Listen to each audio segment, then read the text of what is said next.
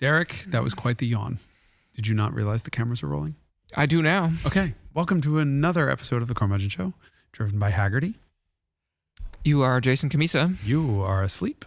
I can tell you're in a post-lunch food coma. Yes, as we often are. Yeah. Our specialty. I'm Derek Tam-Scott. In this episode of the Carmudgeon Show, we talk about optimizing. Optimizing, which is the Italian word for... Cheating? Yeah. Yep. You can say it. I can't. For optimizing test vehicles for performance. There is some evidence that I have in my pocket.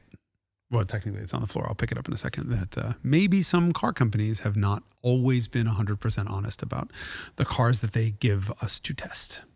Like Volkswagen, shockingly. I didn't say it. It cost them a few $1 billion. Anyway, we're talking about performance testing, not emissions testing, to be clear. But if you're going to cheat, you might optimize. You might as well optimize everywhere, right? That's right. Okay, can we have an optimal clap? By the way, that was 2 so far in a row that have been really good claps. So the pressure. Okay, B+. He's getting better. Thank you. He's getting better, folks. He's getting better. All right, on to the jingle. This episode of the Carmudgeon Show is sponsored by none other than... Fredestein Tires. Yes, they are back.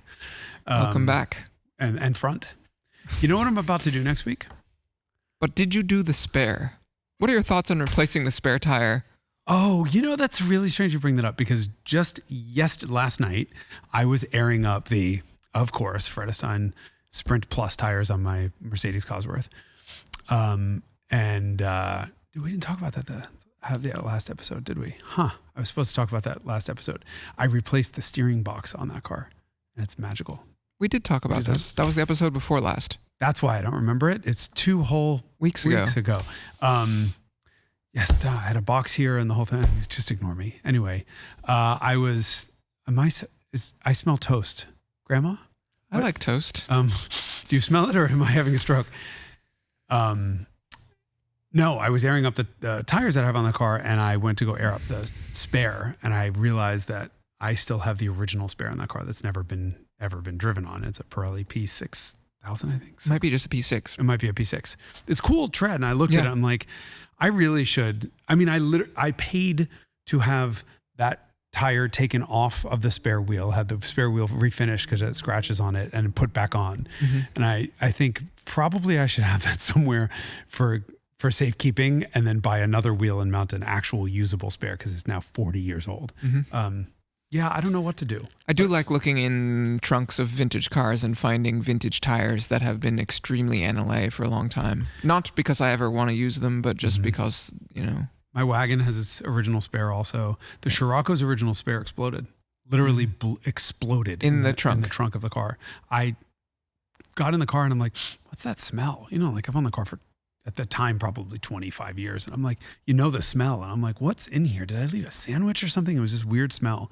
And I looked around and I looked under the trunk mat and there was a tire with a blowout right in the sidewall and a mark like on the paint. It's like, what is going on? Impressive. Yeah. Actually sent it to Tire Rack. They asked for it. Like, can we evaluate this? And it turns out someone in the first 10 years of the car's life before I owned it, drove on it underinflated and it had weakened the sidewalls. Which only just goes to show you never know what horrors befell your tires before you.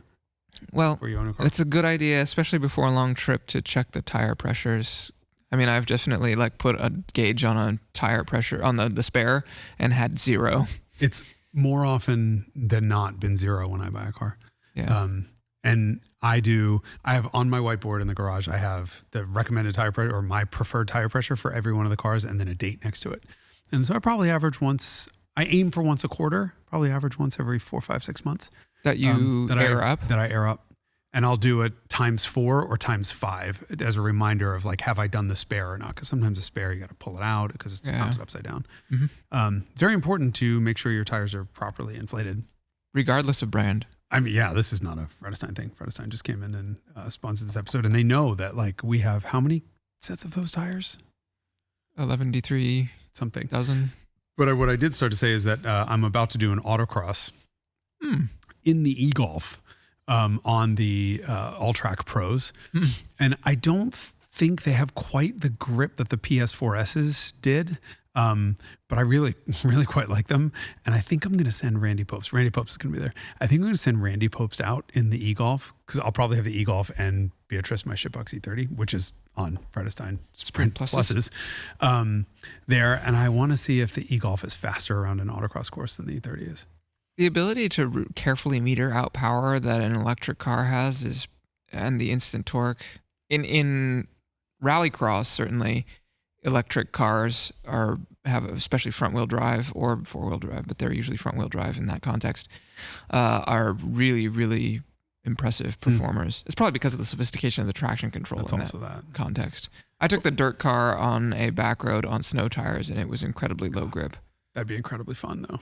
It's very fun, but it's like very slow, very low limits. I like that. Well, Randy cut his teeth racing Volkswagen GTIs. So I'm thinking front wheel drive, like a front wheel drive car, and Randy got to cut his teeth racing. So racing autocrosses. So, I just want him to autocross the e-Golf and set like the fastest time of day and just be like, in the e-Golf? And some motherfuckers. Like, so against some person in a very heavily prepared, more sporting car. Yeah. I don't know if it'll be that fast, but those tires are grippy AF. And we are unfortunately approaching that time of year where I'll probably switch to my winter tires and wheels, which are the original wheels for the car, but 16s and 205s instead of 18s and 225s. So I get some of my range back.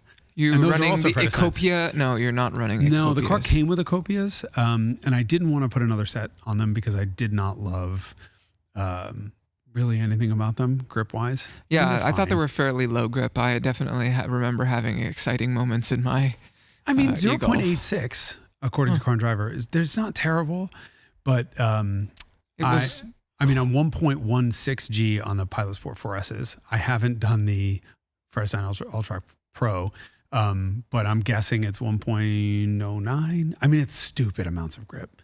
And then now I have Quatrack Pros for the winter on the 16s, and they definitely outgrip the Ecopias, but they also they're also not as efficient. Mm-hmm. And so my winter range was about 130 miles between 120 and 130, and it's now like 110. So, well, it's not a tire for that mission, which is what the Ecopias were. Yeah. Hence the literally Echo in Pia, whatever the Pia is, pain in the ass.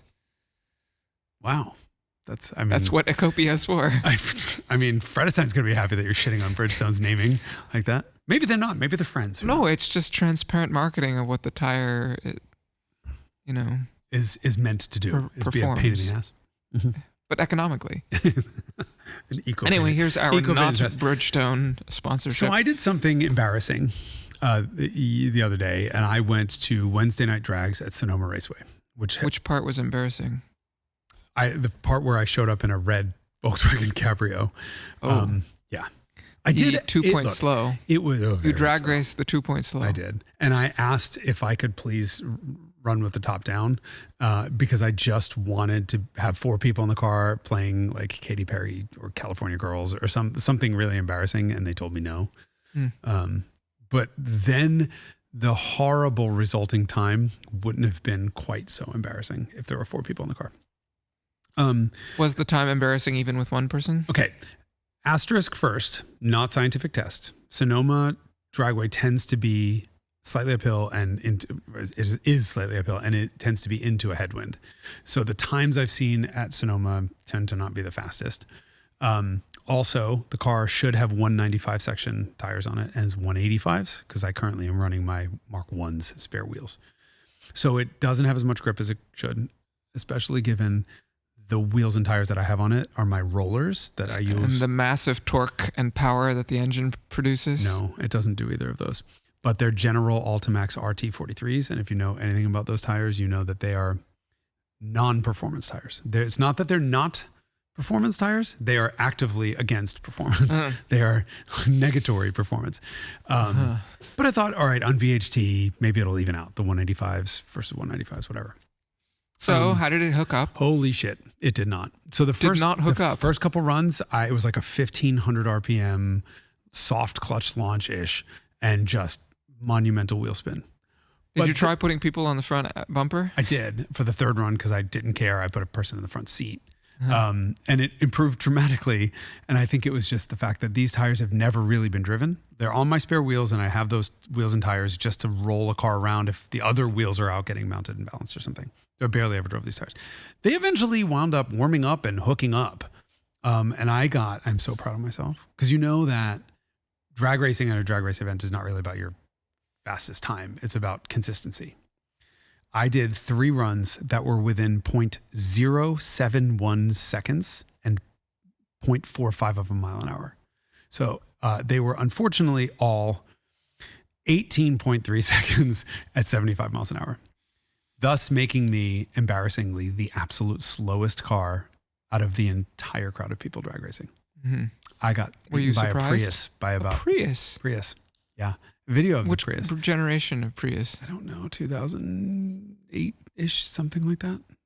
So that's second Fairly or third modern. generation? Third. Second or third? Third, probably. Third. Fairly modern. Somebody We're on was 5th there. now, right? So it would have been third, yeah. Yeah, embarrassing. Quite embarrassing. Except that I was laughing the whole time anyway. Tell me more about who's drag racing a Prius. I didn't talk to that, degenerate. Why would you speak to someone who drag races? To know why. Why the fuck was I there in a Cabrio? Because you're unhinged. We know that. We have the answer maybe to the that Prius already. driver was also unhinged. That's what I wanted to know. If you had confirmed that they were unhinged or not. No, listen, drag racing, it's bracket drag, so it's all about consistency. So it doesn't really matter. So a friend of mine who was there was saying that there was... But who... There was someone who used to show up in a minivan. I think she said she was a minivan. It was an old lady that showed up in the minivan and won every week because she was just more consistent than everyone else, and she was running 18s or 19s. And I'm like, don't fucking slow shame 18s.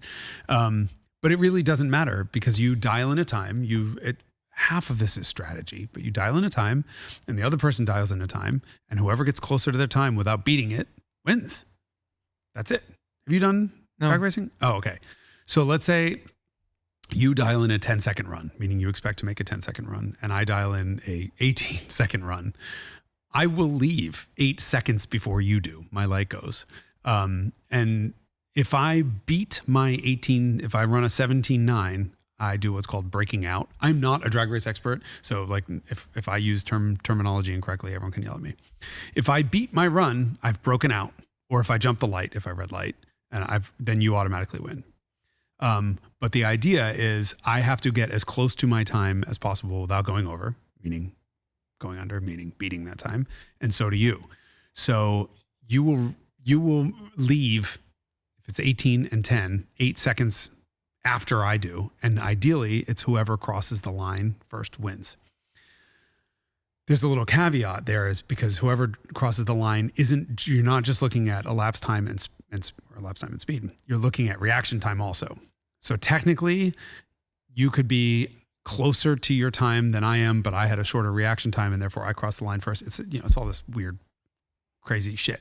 But more than anything else, consistency matters. And so you can race a 10-second car against an 18-second car and it's still a good race. You're still looking at the finish line. Okay. So consistency is 71 thousandths of a second. I'm not that consistent of a driver. Like when I test cars that are manuals for instrumented testing, I'll often see a variation of 2 or 3 tenths just between runs. And part of that's the car, part of that's me. Maybe I'm just not as fast shifting, but I think this confirms I'm a lot more, or at least there's a possibility that I'm a lot more consistent than 0.071 of a second. All of this has got me thinking though, in addition to being embarrassed about being in a big red strawberry flying down the track, is why the fuck was I so far off of car and driver's number from back in the day? What was car and driver's number? 17.6 at 77 miles an hour. And you were 18 what? 18.3 at 75. Now, so you were 2 miles an hour slow. Mm-hmm. And 0.6 to 0.3. So 4 and 3, 7 tenths of a second off. It's an eternity. And you've dynoed the car and confirmed, maybe it's your tires. So for those 3 runs, it hooked up perfectly. It hooked up right at around 3,500 RPM. That's where the wheel spin stopped, which is right at the torque peak. That's what I'd want testing. I think I could have done a 6,000 RPM sidestep and maybe gotten another 10th, but you risk just overspinning the tires, and I don't think it was worth it. I got what I would consider, if I were testing this car for the magazines, I would have said, yep, this is consistently 18.3s. That's what the car runs. I was also running with an almost fully empty tank of gas. So I'm 70 something, probably pounds lighter than it should have been. I expected, and there was no wind and no weather correction because the magazine numbers are weather corrected. The only thing is that car's got a broken shift linkage, so I can't really slam first to second as hard as I would, or as quickly as I would. But that's not 7/10. That was maybe 1 or 2/10 of a difference. So I just started thinking, like, what's going on here? I've dynoed the car. It makes more power than most do. In fact, it was sort of a shock to the dyno operator who does these cars all the time. 1 more horsepower than it should. And there's nothing otherwise special about this car. It's not like it's got a lot of equipment. There's no real special equipment, which this all brought me back to another Volkswagen. Go figure, which is my Scirocco.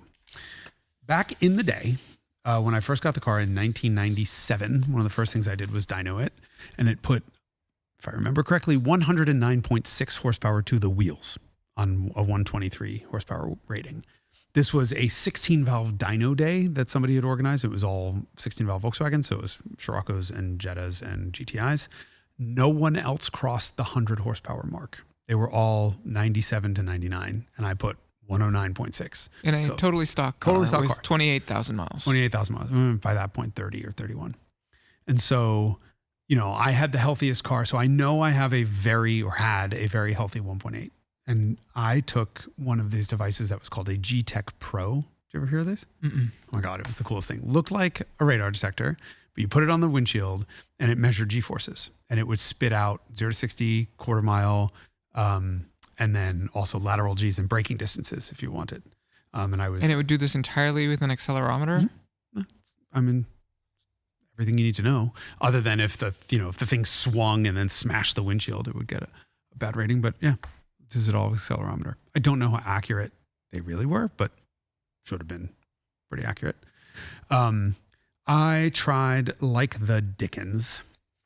And the fastest runs I got was with that stock engine, 4,200 RPM. I have notes from this from June 3rd of 2000.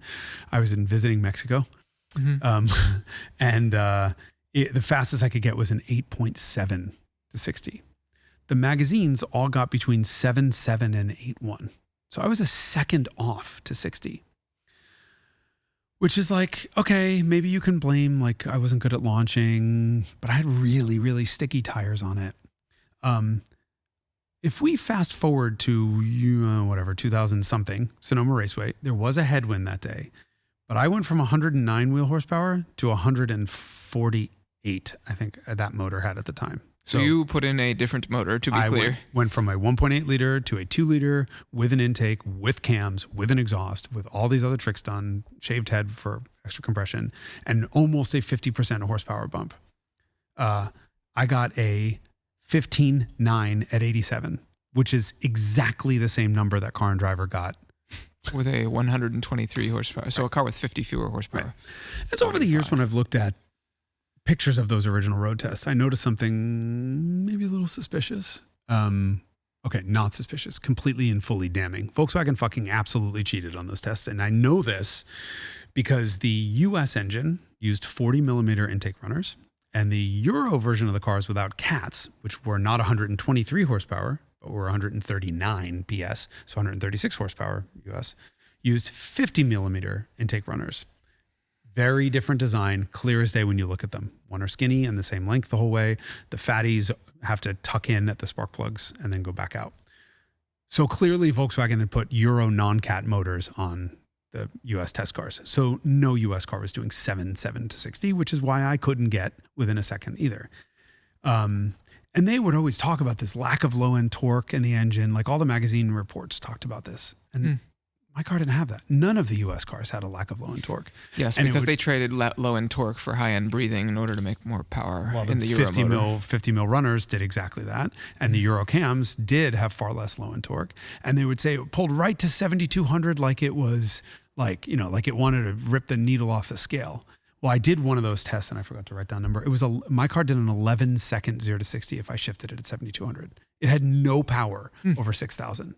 And so it is confirmed. As far as I'm concerned, Volkswagen 100% put cheater motors in these cars because not only were the numbers not even close to attainable, but the impressions just didn't match every other one. And I now wonder if Volkswagen put a bit of a cheater motor in that Cabrio.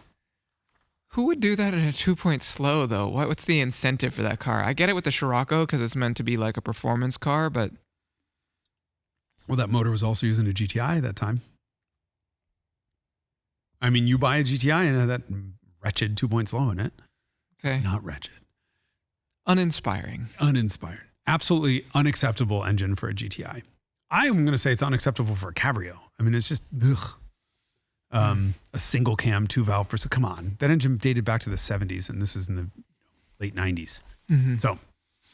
Okay, so Volkswagen shockingly cheated. That's a big headline there, a couple Jason. Times. Okay. So no one has ever heard or seen a Volkswagen cheating ever before in testing of their vehicles. No, they certainly read about it on those Dieselgate emissions, real world emissions tests. So that brings me to a company that's also known to cheat. Jason's making friends. No. Okay. So unrelated to any of this, having nothing to do with cheating at all, I also drag raced the Ferrari a couple weeks ago, which is pretty amazing to do because people lost their minds at the idiocy of me showing up in a 50-year-old Ferrari at a drag race. Meanwhile, everyone's there in a 50-year-old GM product. Like, what's the difference? The difference is, of course, 4 times the camshafts. That probably a lot more money to build the engine. Although some of these guys have to spend crazy money in these cars because they're big, lopey, crazy V8s that are. Yeah, but I still bet that crazy money for one of those motors is like 10 grand instead of 4 grand. I don't want to know what a rebuild of that Ferrari engine would cost me. And also, I hope you never have to find out. Thank you. Me too.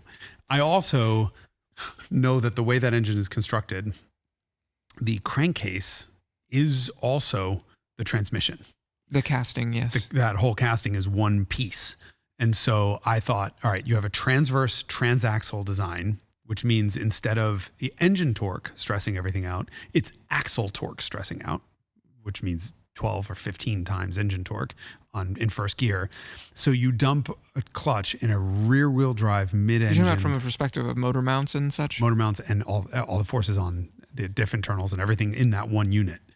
I don't dump clutches in transverse rear wheel drive cars. That's just insane unless I'm doing it for testing purposes.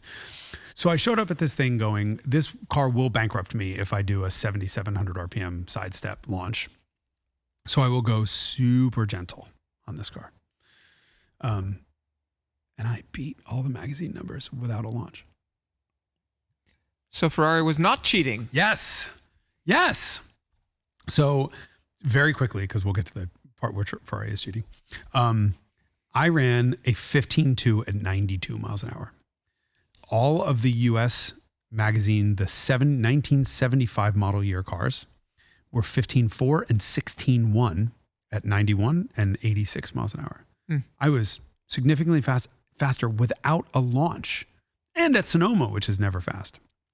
For the record, the later cars, which dropped from 240 horsepower down to 205, also did 16.0 at 89 and then 15.8 at 87. So they really did significantly slow down as the cars aged.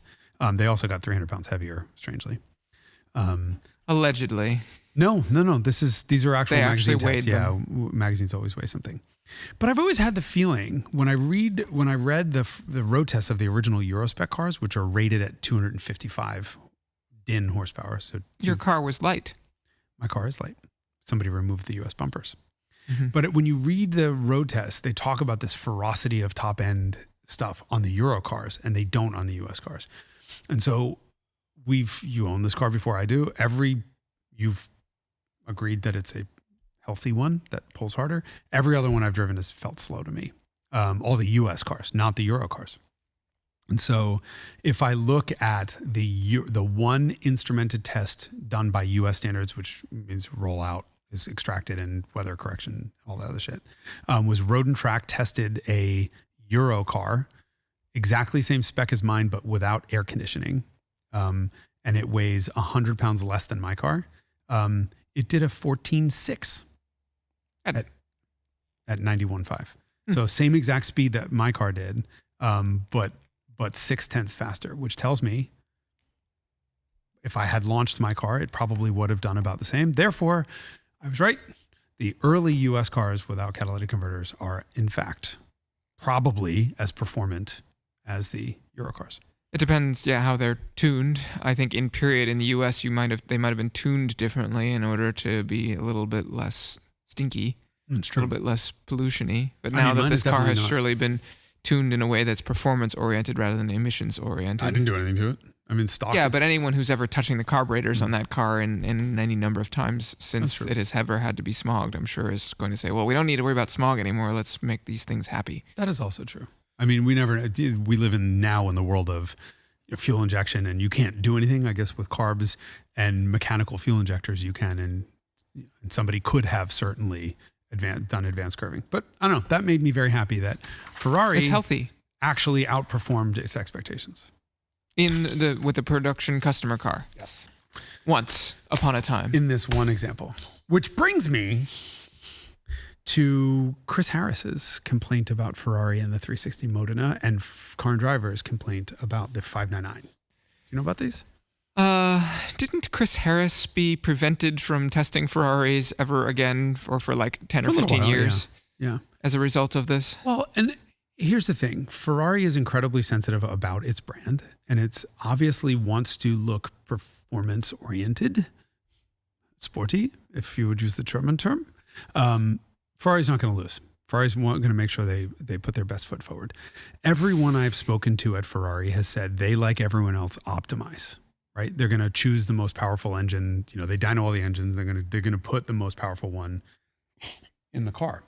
In the press car. You know this because of Mercedes. Oh. Do you not remember? Did you not buy a weird silver E-Class wagon with blue tinted windows once? Oh, yes. Yeah. And what did you find in it? It was blue with blue windows and a blue interior. Details. I'm colorblind. It had a geprüft motor in it. Yes. So you found us.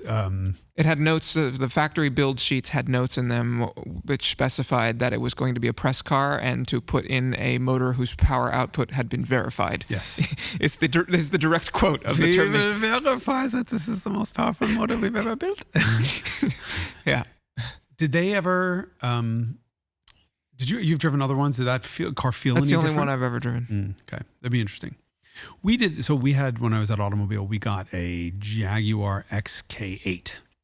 That was a long XK, which was a long termer. And when it arrived, I went down into the parking garage and we were all excited about it because we had spec'd the car and it was like delivery day, and there was a piece of the footwell that sort of above the footwell on the driver's side was hanging down, and the center console hadn't been snapped together. I mean, the build quality was just atrocious. I got myself in a little bit of hot water on this because I wrote in the notebook that I would have burnt a $10,000 Daihatsu for interior quality like this. And our managing editor printed that in the long-term wrap-up. The reason that I did that, Could you even buy a Daihatsu at that time? Probably not. No, I don't even know. Okay. Anyway. It would have been a Laganza. No, Daewoo. Maybe it was a Daewoo I said. I don't know, whatever.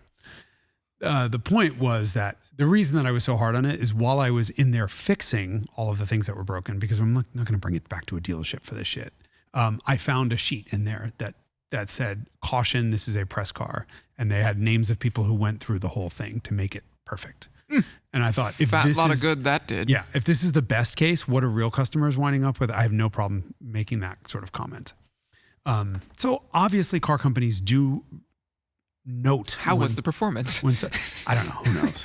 I mean, probably, fast enough to get you to the morgue. Yeah, we got it. Break? Probably broke. I don't remember. It was lovely. It was very pretty.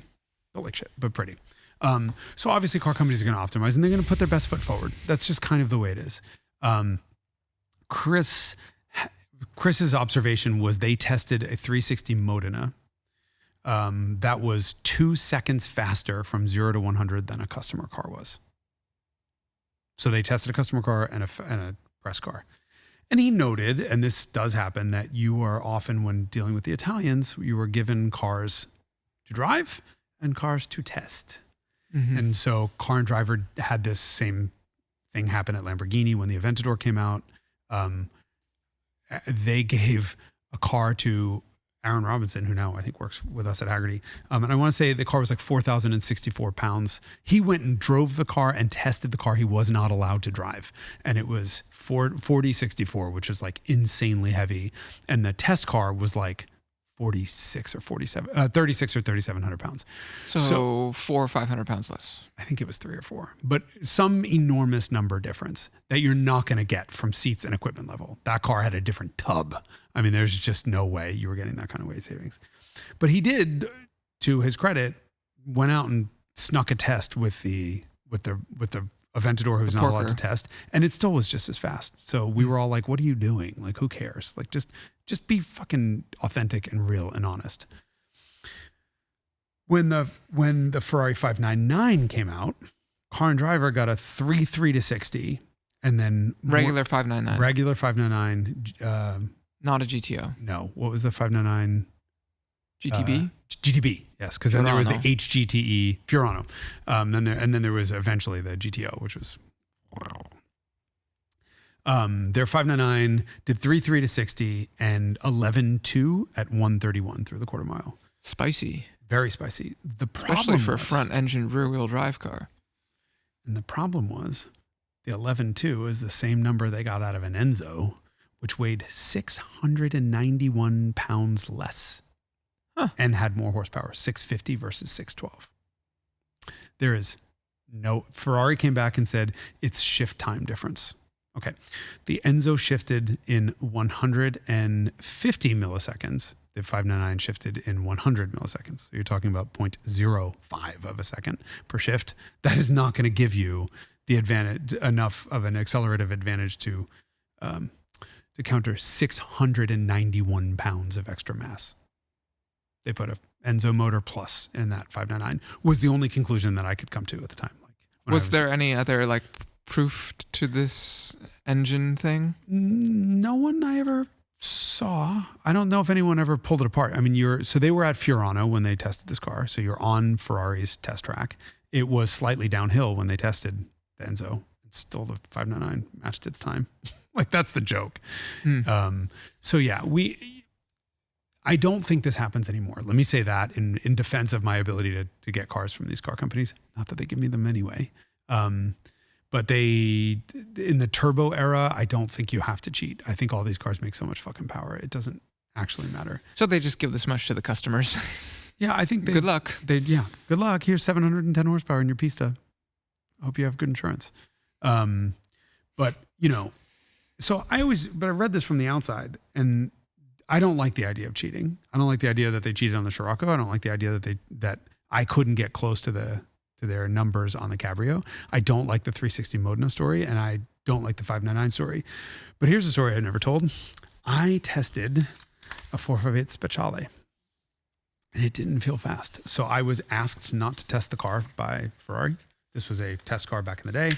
And I got out of it, and I drove a privately owned 458 Italia.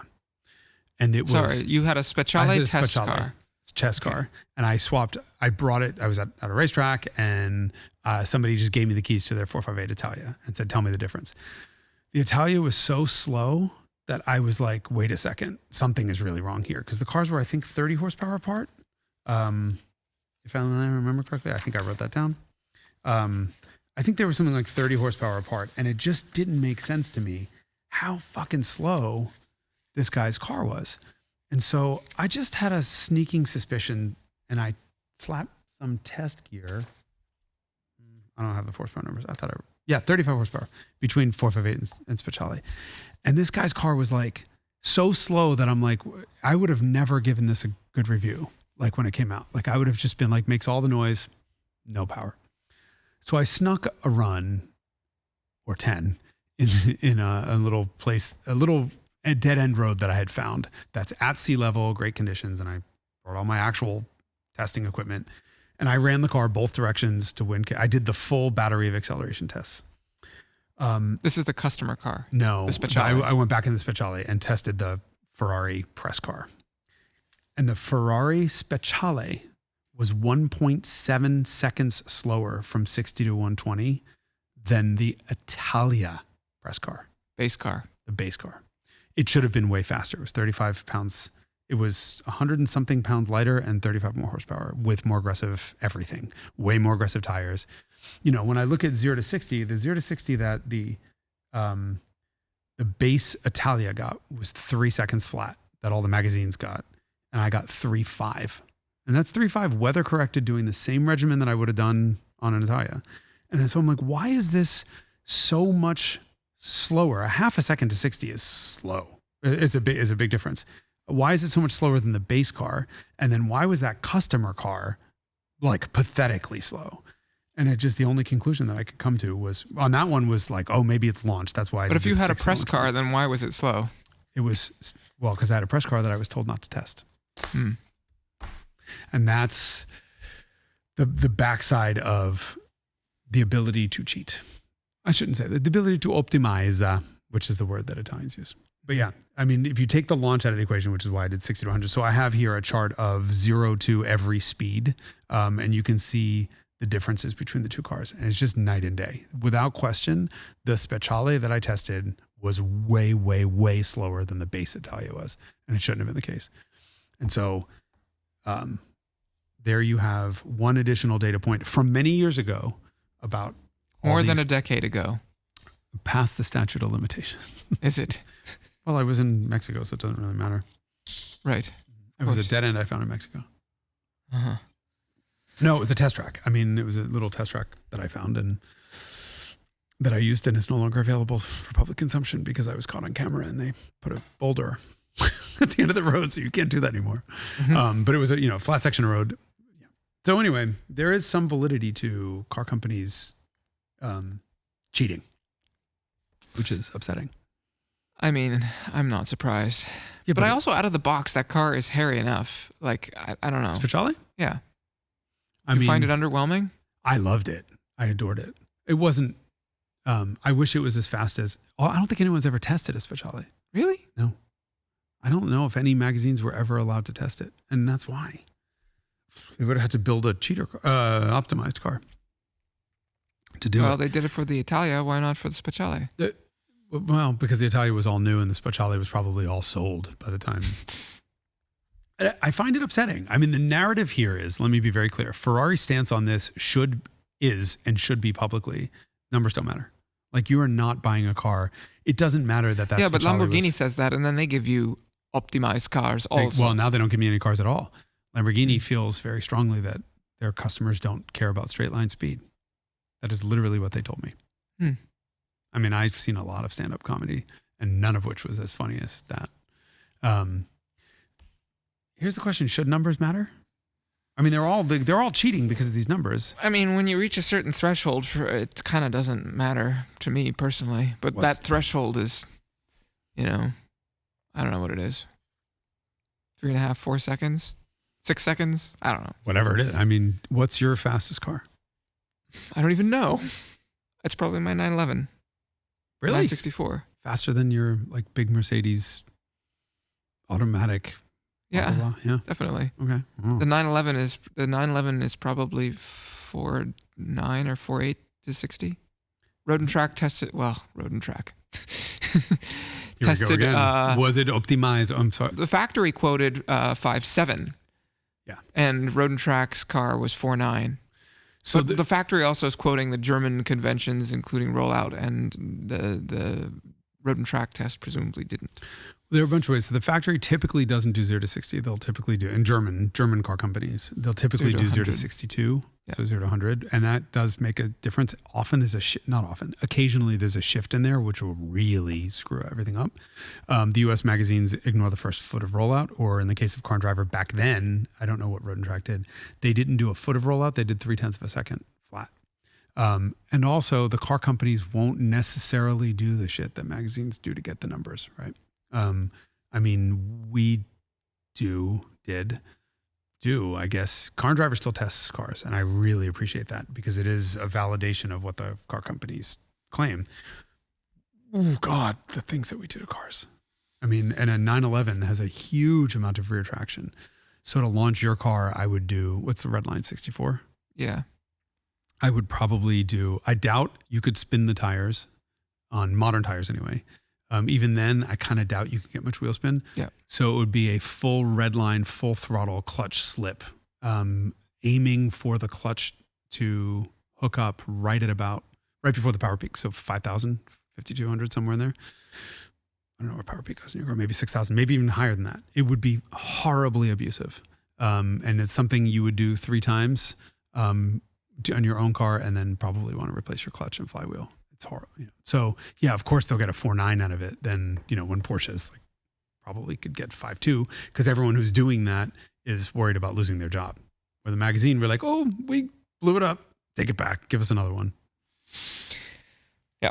Anyway, that's my fastest car. That's quick. But I wonder what it is. Quickest.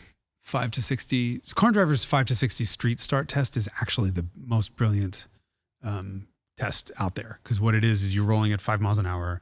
They put a trigger on the gas pedal, like a pressure trigger on the gas pedal. And you have to be within, I don't remember if it's 4.8 to 5.2 or 4.6 to 5.4 miles an hour. And the trigger activates when you slam your pedal on the gas. So you're measuring the engine's reaction time also. You're not just looking for the car to start accelerating. And then there's a piece of software that they use that normalizes that to 5.0 miles an hour. And you do it a couple times, you average it, and it's just that number. And that takes the abusive, horrible launch out of it.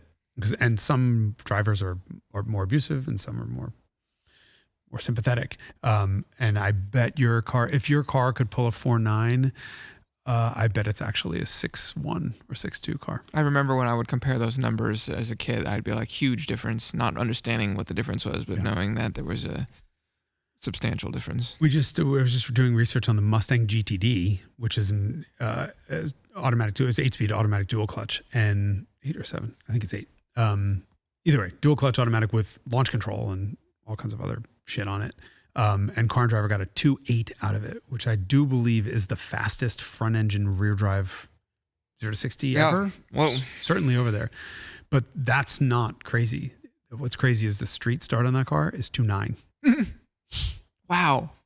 2.9. That has to be the fastest accelerating. Yeah, the smallest gap between. It's certainly the smallest gap. Because even Hellcats are 2, 3, 4 tenths of a second. And they'd be the other one that's just wheel spin on demand. So you can, you don't get that initial weight transfer. So you lose a little bit of grip maybe, but I don't think I've ever seen anything internal combustion get under 3.5 seconds street start. Nothing. So that's clearly in the real world, one of the fastest accelerating cars off the line, 2-wheel drive cars or period. I mean, 2.8, 2.9. I mean, you're looking at Plaid is the only way you're beating that. No Ferrari would touch that. Not even V12 stuff. I wonder how they do it. 815 horsepower, short gearing, that crazy push rod suspension. I don't know if you've seen that. So this GTD is a Mustang, but it's also has a track width, I think, that is 4 inches wider than the regular one. So the entire body they start with it's also $300 and something thousand, let me say, $400 with options.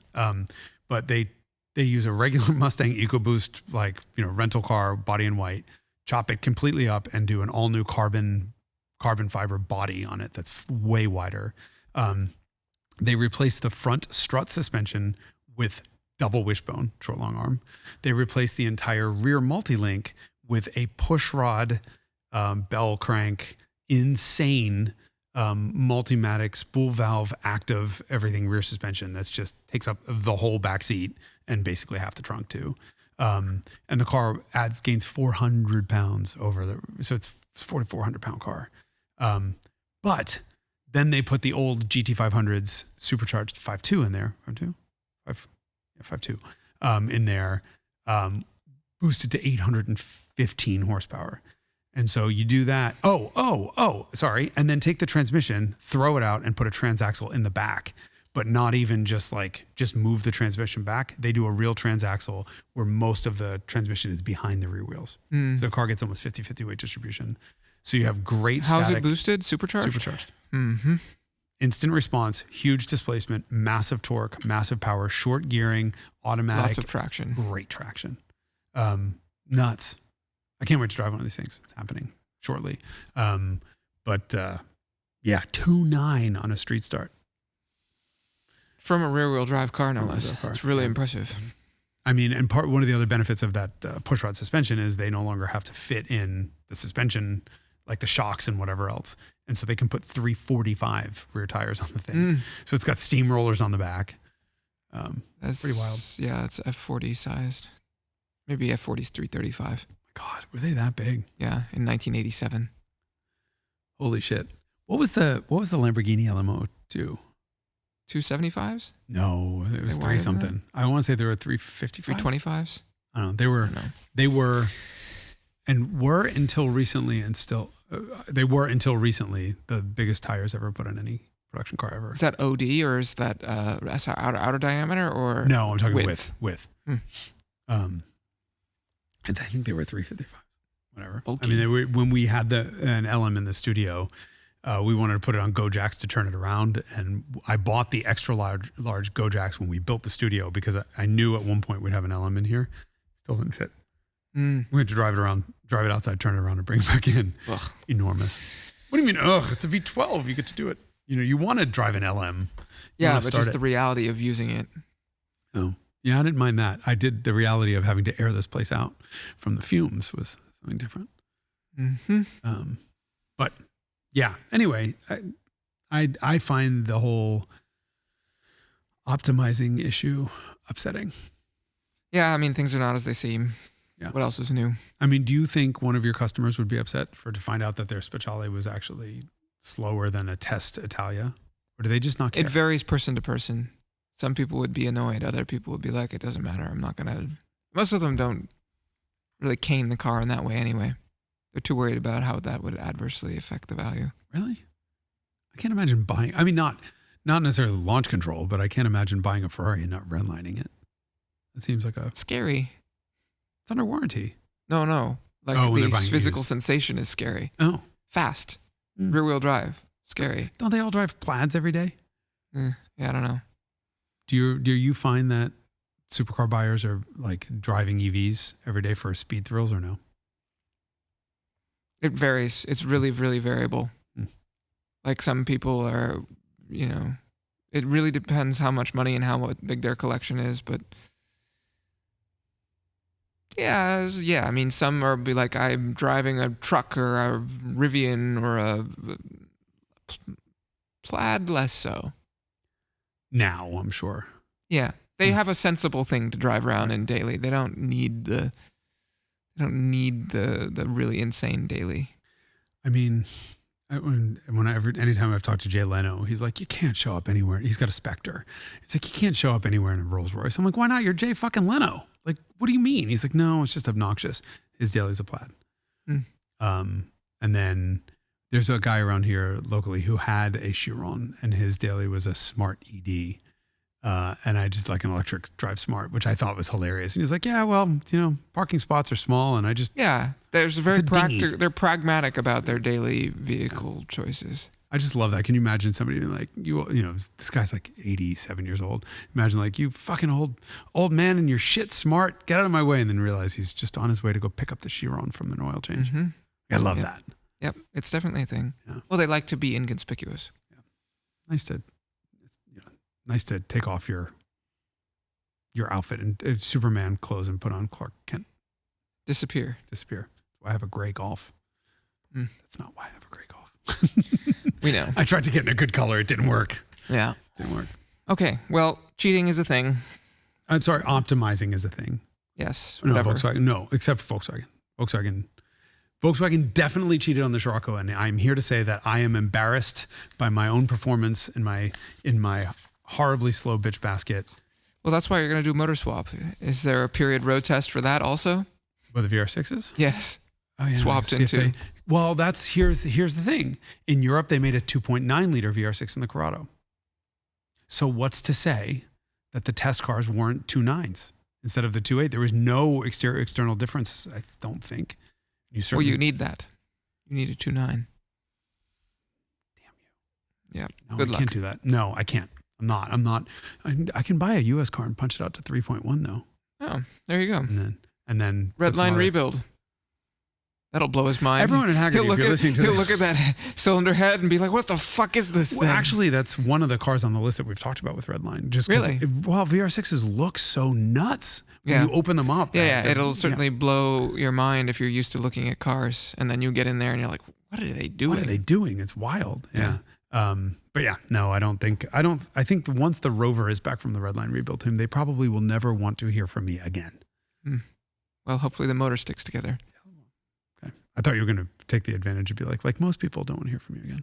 Oh. Like our listeners won't, after you've sat here and vomited numbers and quarter mile stuff. You're coming drag racing with me next time? Nope. Why? I think I'd rather go to dinner. This episode of We Hate Everything, Including Cars, is brought to you by Derek Tam-Scott. I'm going to have... You're welcome. Mm-hmm. See you next week. On The Carmudgeon Show. On The Carmudgeon Show.